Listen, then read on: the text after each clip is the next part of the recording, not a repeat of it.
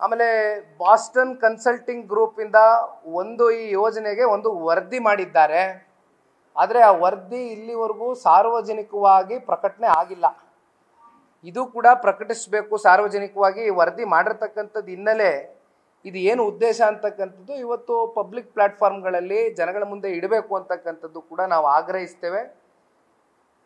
ಜೊತೆಯಲ್ಲಿ as it is ಇವತ್ತು ನಾನೇನು GBDA ಅಧಿಕಾರಿಗಳಿಗಾಗಲಿ ಪೊಲೀಸ್ ಅಧಿಕಾರಿಗಳಿಗಾಗಲಿ ನಾನು ನಿಮ್ಮ ಬಗ್ಗೆ ಲಘುವಾಗಿ ಮಾತನಾಡ್ತಕ್ಕಂಥದ್ದು ನಮ್ಮ ಪಾರ್ಟಿ ಕಡೆ ನಾವು ಯಾರೂ ಮಾಡ್ತಾ ಇಲ್ಲ. ಆದರೆ ಇವತ್ತೇನಾಗ್ಬಿಟ್ಟಿದೆ, ನಿಮ್ಮನ್ನು ದುರ್ಬಲರು ಮಾಡಿಬಿಟ್ಟಿದ್ದಾರೆ ಈ ಸರ್ಕಾರ. ನಿಮ್ಮ ಕೈ ಕಟ್ಟಾಕಿದ್ದಾರೆ. ಒಟ್ಟಾರೆಯಾಗಿ ನೀವು ಏನೂ ಮಾತಾಡದೇ ಇರತಕ್ಕಂಥ ಪರಿಸ್ಥಿತಿ ನಿರ್ಮಾಣ ಮಾಡಿ ನಿಮ್ಮ ಕಡೆಯಿಂದ ಇವತ್ತು ನಿಮ್ಮನ್ನು ತಪ್ಪಿತಸ್ಥರಾಗಿ ಇವತ್ತು ರೈತರ ಮುಂದೆ ಪ್ರೆಸೆಂಟ್ ಮಾಡ್ತಾ ಇದ್ದಾರೆ. ದಯವಿಟ್ಟು ನೀವು ಎಲ್ಲ ಎಚ್ಚೆತ್ಕೊಳ್ತಕ್ಕಂಥದ್ದು ಸೂಕ್ತ. ಇದಿಷ್ಟು ಹೇಳ್ತಾ ಇವತ್ತಿನ ಈ ಪತ್ರಿಕಾಗೋಷ್ಠಿಯಲ್ಲಿ ಸಂಪೂರ್ಣ PPT ಪ್ರೆಸೆಂಟೇಷನ್ನ ನಿಮ್ಮ ಮುಂದೆ ಇಟ್ಟಿದ್ದೇವೆ. ಇನ್ನೂ ಒಂದು 50 ಪುಟಗಳ ದಾಖಲಾತಿಗಳು ಡಾಕ್ಯುಮೆಂಟೇಷನ್ನು ಕೂಡ ಒಂದಷ್ಟು ಕಲೆಕ್ಟ್ ಮಾಡ್ಕೊಂಡಿದ್ದೇವೆ. ಇದನ್ನು ಎಲ್ಲ ಪತ್ರಿಕಾ ಮಾಧ್ಯಮದ ಸ್ನೇಹಿತರಿಗೂ ಕೂಡ ಅಧಿಕೃತವಾಗಿ ಪಕ್ಷದ ಕಡೆಯಿಂದ ಬಿಡುಗಡೆಯನ್ನು ಮಾಡಿಕೊಡ್ತೇವೆ. ಏಕೆಂದರೆ ಇದು ಸಾರ್ವಜನಿಕರ ಆಸ್ತಿ, ಇಲ್ಲಿ ಮುಚ್ಚುಮರೆ ಮಾಡ್ತಕ್ಕಂಥದ್ದೇನಿಲ್ಲ.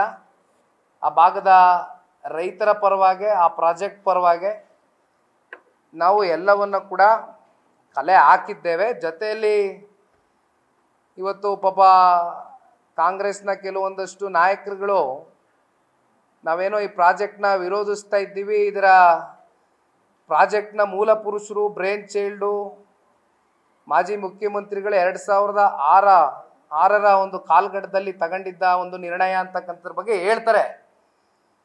ಆದರೆ ಅವತ್ತು ಸನ್ಮಾನ್ಯ ಕುಮಾರಣ್ಣ ಅವರು ಇಲ್ಲೇ ಮಂಜಣ್ಣ ಅವರು ಕೂತಿದ್ದಾರೆ. ಕೃಷ್ಣ ಕಚೇರಿಯಲ್ಲಿ 2 ಸಭೆ ಮಾಡಿಲ್ವೇರಣ್ಣ ಅವತ್ತು? ಕನಿಷ್ಠ ಪಕ್ಷ 2 ರಿಂದ 4 ಸಭೆಗಳು ರೈತರ ಜೊತೆಯಲ್ಲಿ ಕೂತ್ಕೊಂಡು ಆ ಭಾಗದ ವಿಶೇಷವಾಗಿ, ಅಂದರೆ ಅವತ್ತು ಏನು ಇಂಟಿಗ್ರೇಟೆಡ್ ಟೌನ್ಶಿಪ್ ಮಾಡಬೇಕಾಗಿತ್ತು, ಅವತ್ತು ಒಂದು ಕಡೆ ಸೋಲೂರು, ನಂದಗುಡಿ, ಬಿಡದಿ, ರಾಮನಗರ, ಸಾತ್ನೂರು, ಈ 5 ಡೈರೆಕ್ಷನ್ಸಲ್ಲೂ ಕೂಡ ಬೆಂಗಳೂರು ನಗರ ಬಹಳ ದೊಡ್ಡ ಮಟ್ಟದಲ್ಲಿ ಬೆಳೀತಾ ಇದೆ. ರೈತರೇನಾದ್ರು ಒಪ್ಪಿಗೆ ಕೊಡ್ತಕ್ಕಂಥದ್ದಾದರೆ ಇವತ್ತು 20,000 ಕೋಟಿ ಪ್ರಾಜೆಕ್ಟ್ ಅಂತ ಹೇಳ್ತಾ ಇದ್ದಾರೆ. ಅವತ್ತು ಸನ್ಮಾನ್ಯ ಕುಮಾರಣ್ಣ ಅವರು 60,000 ಕೋಟಿ ಪ್ರಾಜೆಕ್ಟು 2006 ಪ್ಲ್ಯಾನ್ ಮಾಡಿದಂಥದ್ದು. ಅದಕ್ಕೆ ಗ್ಲೋಬಲ್ ಟೆಂಡರು ಕರೆದಿದ್ರು, ಅದರಲ್ಲಿ 32 ಜನ ಪಾರ್ಟಿಸಿಪೇಷನ್ ಮಾಡಿದರು. ಅಂತಿಮವಾಗಿ DLF ಕಂಪ್ನಿ ಥ್ರೂ ಆಗಿತ್ತು. DLF ಅವರು ಬಂದು ಒಂದು 400 ಕೋಟಿ ರೂಪಾಯಿಯಷ್ಟು ಹಣ ಡೆಪಾಸಿಟು ಕೂಡ ಇಟ್ಟಿದ್ರು. ಇವೆಲ್ಲ ಪ್ರಕ್ರಿಯೆಗಳು ನಡೆದಿತ್ತು. ಅಷ್ಟರಲ್ಲಿ ಸನ್ಮಾನ್ಯ ಕುಮಾರಣ್ಣ ಅವರ ಸರ್ಕಾರ ಬಿತ್ತು. ಅಲ್ಲಿಗೆ ಪ್ರಾಜೆಕ್ಟು ಕೂಡ ಅಲ್ಲಿಗೆ ನಿಲ್ತು. ಆದರೆ ಒಂದು ನಾನು ನೆನೆಸ್ಲಿಕ್ಕೆ ಇಷ್ಟಪಡ್ತೇನೆ, ಜಿಲ್ಲಾ ಕಾಂಗ್ರೆಸ್ನ ಕೆಲವೊಂದಷ್ಟು ಮುಖಂಡರುಗಳು ಅವತ್ತು ಈ ಪ್ರಾಜೆಕ್ಟ್ನ ವಿರೋಧಿಸಿದ್ರಿ. ಪಾಪ ಮರ್ತೋಗ್ಬಿಟ್ಟಿದ್ದೀರಾ ಅಂತ ಅನ್ಕೊಂಡಿದ್ದೀನಿ ನಾನು. 2006 ಏನು ಕುಮಾರಣ್ಣ ಅವರು ಇದು ಒಂದು ಪೈಲಟ್ ಪ್ರಾಜೆಕ್ಟ್ ಆಗಿ ಬಿಡದಿಯಿಂದನೇ ಮಾಡಬೇಕು ಅಂತಕ್ಕಂಥ ತೀರ್ಮಾನ ಮಾಡಿದರು. ಅವತ್ತು ಇದು ಆಗಬಾರ್ದು ಈ ಪ್ರಾಜೆಕ್ಟು ಅಂತ ವಿರೋಧಿಸಿದಂಥದ್ದು ಜಿಲ್ಲಾ ಕಾಂಗ್ರೆಸ್ನ ಕೆಲವೊಂದಷ್ಟು ಪಾಪ ಮುಖಂಡರುಗಳು. ಅವತ್ತಿಗೆ ಕುಮಾರಣ್ಣ ಅವರು ಎಕರೆಗೆ 30 ಲಕ್ಷ ಫಿಕ್ಸ್ ಮಾಡಿದ್ರು.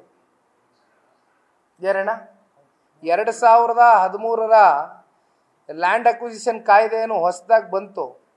ಮತ್ತು ಗ್ರಾಮೀಣ ಪ್ರದೇಶಗಳಲ್ಲಿ 2 ರಿಂದ 3 ಪಟ್ಟು ಹೆಚ್ಚು ಅಲ್ಲಿರ್ತಕ್ಕಂಥ SR ರೇಟ್ ಮೇಲೆ ದುಡ್ಡನ್ನು ನಿಗದಿ ಮಾಡಬೇಕು ಅಂತಕ್ಕಂಥದ್ದು 2013ರಲ್ಲಿ ಏನೊಂದು ಕಾಯ್ದೆ ಆಯಿತು, ಭೂಸ್ವಾಧೀನ ಕಾಯ್ದೆ, ಪರಿಹಾರ ಕಾಯ್ದೆ, ಅದಕ್ಕಿಂತ ಮುಂಚಿತವಾಗಿ ನಡೆದಂಥದ್ದು ಇದು. ಕುಮಾರಣ್ಣ ಅವರು ಎಕರೆಗೆ 30 ಲಕ್ಷ ಕೊಡ್ತೇವೆ, ಪ್ರತಿ ವರ್ಷವೂ ಕೂಡ ಇವತ್ತು ರೈತರಿಗೆ ಯಾವ ರೀತಿ ಅದರಿಂದ ಆದಾಯ ಬರ್ತಕ್ಕಂಥದ್ದಕ್ಕೆ ಎಲ್ಲವೂ ಕೂಡ ಅವ್ರದ್ದಾದಂಥ ವಿಷನ್ ಇಟ್ಟಿದ್ರು. ಬಟ್ ಅಂತಿಮವಾಗಿ ರೈತರು ಅದನ್ನು ಡ್ರಾಪ್ ಮಾಡಿ ಅಂತ ಹೇಳಿದ ಕಾರಣ ಕುಮಾರಣ್ಣ ಅವರು ಅದನ್ನು ಮುಂದುವರಿಸಲಿಲ್ಲ. ಆದರೆ ಇವತ್ತು ನೀವು ಯಾವ ರೀತಿ ಅದನ್ನು ಮುಂದುವರಿಸ್ಲಿಕ್ಕೆ ಹೋಗಿದ್ದೀರಿ, ಯಾಕೆ ಇಲ್ಲಿವರೆಗೂ ರೈತರ ಜೊತೆ ಒಂದು ಸಭೆ ಮಾಡಿಲ್ಲ? ಇವೆಲ್ಲವೂ ಕೂಡ ಇವತ್ತು ಈ ಪತ್ರಿಕಾಗೋಷ್ಠಿಯಲ್ಲಿ ನಾವು ಕೇಳ್ತಾ ಇರ್ತಕ್ಕಂಥ ಪ್ರಶ್ನೆ. ನಾಳೆಯ ದಿನ ನಾವು ಇದನ್ನು ಸಂಪೂರ್ಣವಾಗಿ ರೈತರ ಜೊತೆಯಲ್ಲಿ ನಿಲ್ತೇವೆ. ಇದು ಸಂಪೂರ್ಣವಾಗಿ ಈ ರಾಜ್ಯ ಸರ್ಕಾರ ಈ ಒಂದು ಪ್ರಾಜೆಕ್ಟನ್ನು ಕೈ ಬಿಡೋವರೆಗೂ ಕೂಡ ಜನತಾದಳ ಪಕ್ಷದ ನಾಯಕರು ನಮ್ಮ ಹೋರಾಟವನ್ನು ಹಿಂತಗೊಳ್ತಕ್ಕಂಥ ಪ್ರಶ್ನೆನೇ ಇಲ್ಲ. ಹಾಗಿದ್ದಾಗ ಡೆವಲಪ್ಮೆಂಟ್ಗೆ ನೀವು ವಿರೋಧಿಸ್ತಾ ಇದ್ದೀರಾ ಅಂದರೆ, ಇಲ್ಲ, ನಾವು ಡೆವಲಪ್ಮೆಂಟ್ 100% ಪರ ಇದ್ದೀವಿ. ಈಗೇನು KDBಯಲ್ಲಿ 910 ಎಕರೆ ಅಕ್ವಿಸಿಷನ್ ಆಗಿದೆ, ಆರೋಹಳ್ಳಿ, ಕೆಂಚಗನಹಳ್ಳಿ ಮತ್ತು ಕೆಂಚಗನಹಳ್ಳಿ ಕಾವಲು ಭಾಗದಲ್ಲಿ. ದಯವಿಟ್ಟು AICT ಅಂತ ಏನು ಹೇಳ್ತಿದ್ದೀರಿ, ಇಲ್ಲೊಂದು ಪೈಲಟ್ ಪ್ರಾಜೆಕ್ಟಾಗಿ ಮಾಡಿ ತೋರಿಸಿ, ಜನಕ್ಕೊಂದು ವಿಶ್ವಾಸ ಮೂಡಿಸಿ. ಇಲ್ಲಿ ನಿಮ್ಮ ಹತ್ರ ದುಡ್ಡು ಇಲ್ಲ, ಅದೆಲ್ಲ BMRDAಯಿಂದ ಸಾಲ ತಗೋತೀನಿ ಅಂತೀರಿ. 3 ವರ್ಷದಲ್ಲಿ ಪ್ರಾಜೆಕ್ಟ್ನ ಸಂಪೂರ್ಣ ಮಾಡ್ತೀವಿ ಅಂತೀರಿ. ನೀವು 3 ವರ್ಷದಲ್ಲಿ ಪ್ರಾಜೆಕ್ಟ್ನ ಸಂಪೂರ್ಣ ಮಾಡ್ಲಿಕ್ಕೆ ಆಗ್ತದಾ? ಇಲ್ಲಿಯವರೆಗೂ ಯಾವ ಯೋಜನೆಗಳು ಇಷ್ಟು ಕಮ್ಮಿ ಅವಧಿನಲ್ಲಿ 9,000 ಎಕರೆ ನೀವು ಡೆವಲಪ್ ಮಾಡಬೇಕು ಅಂದರೆ ಇದು ಹುಡುಗಾಟದ ಯೋಜನೆನಾ? ನಿಜವಲ್ಲೂ ಮಾಡೋಕ್ಕಾಗ್ತದ ಇದನ್ನ? ಜೊತೆಯಲ್ಲಿ ದುಡ್ಡೆಲ್ಲಿದೆ? ಈಗ ಆಲ್ರೆಡಿ ನಿಮಗೆ ಪ್ರಶ್ನೆ ಕೇಳಿದ್ದೀನಿ, ಹುಡ್ಕೋ ಅಂತ ಹೇಳ್ತೀರಿ. ಹುಡ್ಕೋ ನಿಮಗೆ ಸಾಲ ಕೊಡುತ್ತೆ ಅನ್ನೋದೇನಾದರೂ ಅಫಿಷಿಯಲ್ ಆಗಿ ಇಲ್ಲಿವರೆಗೂ ಏನಾದ್ರು ಲೆಟ್ರು ಕೊಟ್ಟಿದ್ರೆ ಅದನ್ನು ಸಾರ್ವಜನಿಕ ವಲಯದಲ್ಲಿ ಮುಂದೆಗಡೆ ಬಿಟ್ಬಿಡಿ, ನೋಡ್ತೀವಿ. ಅಥವಾ ಹುಡ್ಕೋಗಿ ಯಾರು ಶೂರಿಟಿ ಕೊಡ್ತೀರಿ? ರೈತರ ಜಮೀನು ಶೂರಿಟಿ ಕೊಡ್ತೀರಾ? ಈಗ ರೈತರ ಜಮೀನು ಮಾರಕ್ಕಾಗಲ್ಲ ಅಂತಕ್ಕಂಥದ್ದು ಈಗಾಗಲೇ ನೀವು ಆದೇಶ ಹೊರಡಿಸಿದ್ದೀರಿ. ಈಗ ರೈತ ಅವನಿಗೇನೋ ನಾಳೆ ಕಷ್ಟ ಎದುರಾಯಿತು, ಅವನ ಮಗನ ಅಥವಾ ಮಕ್ಕಳ ವಿದ್ಯಾಭ್ಯಾಸಕ್ಕೆ ಅವನು ದುಡ್ಡು ಪೂರೈಸಬೇಕಾಗ್ತದೋ, ಅಥವಾ ಆತನಿಗೆ ಆರೋಗ್ಯದ ಸಮಸ್ಯೆ ಎದುರಾಗ್ತದೋ, ಅಥವಾ ಮಕ್ಕಳು ಮರಿಗೆ ಮದುವೆ ಮಾಡಬೇಕು ಅಂತಕ್ಕಂಥದ್ದು ಆ ರೈತ ಏನಾದರೂ ಆಲೋಚನೆ ಮಾಡಿದಂಥ ಸಂದರ್ಭದಲ್ಲಿ ಈಗ ಆ ಜಮೀನನ್ನು ನೀವು ಮಾರಾಟ ಮಾಡಲಿಕ್ಕೆ ಆಗೋದಿಲ್ಲ ಅಂತಕ್ಕಂಥದ್ದು ನೀವು ಆದೇಶ ಹೊರಡಿಸಿದ ಮೇಲೆ ಈಗ ಆ ರೈತನ ಪರಿಸ್ಥಿತಿ 3 ವರ್ಷ ಅಂತೀರಾ. 3 ವರ್ಷದಲ್ಲಿ ಪ್ರಾಜೆಕ್ಟ್ನ ನಾವು ಕ್ಲಿಯರ್ ಮಾಡ್ತೀವಿ ಅಂತೀರಾ.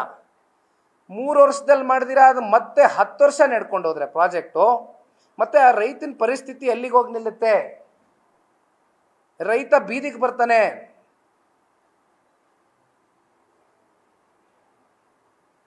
ಅದಕ್ಕೆ ಸಾಮಾಜಿಕವಾಗಿ ನೀವು ಇದನ್ನು ಅಧ್ಯಯನ ಮಾಡಿದ್ದೀರಾ ಅಂತಕ್ಕಂಥದ್ದು ಕೇಳಿದ್ದಿದೆ ಉದ್ದೇಶ. ಬಟ್ ಇಲ್ಲಿವರೆಗೂ ಕಾಂಗ್ರೆಸ್ ಪಕ್ಷದಿಂದ 4 ಜನ ಶಾಸಕರು, ಕಾಂಗ್ರೆಸ್ನ ಶಾಸಕರು ಜಿಲ್ಲೆನಲ್ಲಿ 4ಕ್ಕೆ 4 ಜನವೂ ಇದ್ದೀರಿ. ಯಾರಾದರೂ 10 ಹಳ್ಳಿ ಕಂಡ್ರಪ್ಪ, ಏನು ಭಾಳ ಏನು 150, 200, 1000 ಹಳ್ಳಿ ಇಲ್ಲ ಹೋಗೋಕ್ಕೆ. 10 ಹಳ್ಳಿ, 3,500 ರೈತ ಕುಟುಂಬ, 15ರಿಂದ ಒಂದು 17,000 ಜನಸಂಖ್ಯೆ ಬರ್ಬೋದು ಆ 10 ಹಳ್ಳಿನಲ್ಲಿ. ಅಲ್ಲಿರ್ತಕ್ಕಂಥ ಶಾಸಕರು ಅಥವಾ ಜಿಲ್ಲೆಯಲ್ಲಿರ್ತಕ್ಕಂಥ 4 ಕಾಂಗ್ರೆಸ್ ಪಕ್ಷದ ಶಾಸಕರು ಹೋಗಿ ಏನಾದರೂ ಪಾಪ ರೈತರ ಹತ್ರ ಹೋಗಿ ಅವ್ರ ಮನೆಗಳಿಗೆ ಭೇಟಿ ಕೊಟ್ಟು, ಅಥವಾ ರೈತ ಹೋರಾಟಗಾರರ ಜೊತೆ ಕೂತ್ಕೊಂಡು, ಬುದ್ಧಿಜೀವಿಗಳ ಜೊತೆ ಕೂತ್ಕೊಂಡು, ಇಲ್ಲ ನಾವು ಈ ರೀತಿ ಮಾಡಬೇಕು ಅಂತ ಇದ್ದೀವಿ, ಯೋಜನೆ ನಿಮ್ಮ ಅನಿಸಿಕೆ ಏನು, ಯಾವ ರೀತಿ ಮಾಡಬೇಕು ಅಂತೀರಿ?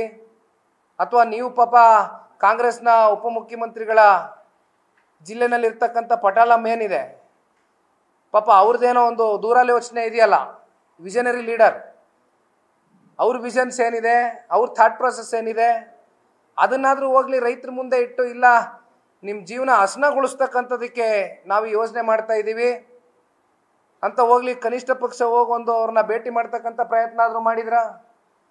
ಏಕಾಏಕಿ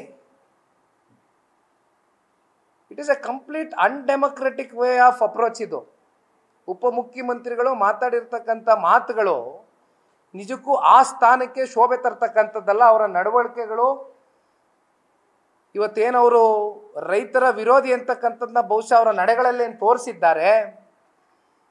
ನಾಳೆಯ ದಿನ ಜನತಾದಳ ಪಕ್ಷ ನಾವು ಇದನ್ನ ಕೈಗೆ ಎತ್ಕೊತಾ ಇದ್ದೇವೆ ಅಧಿಕೃತವಾಗಿ.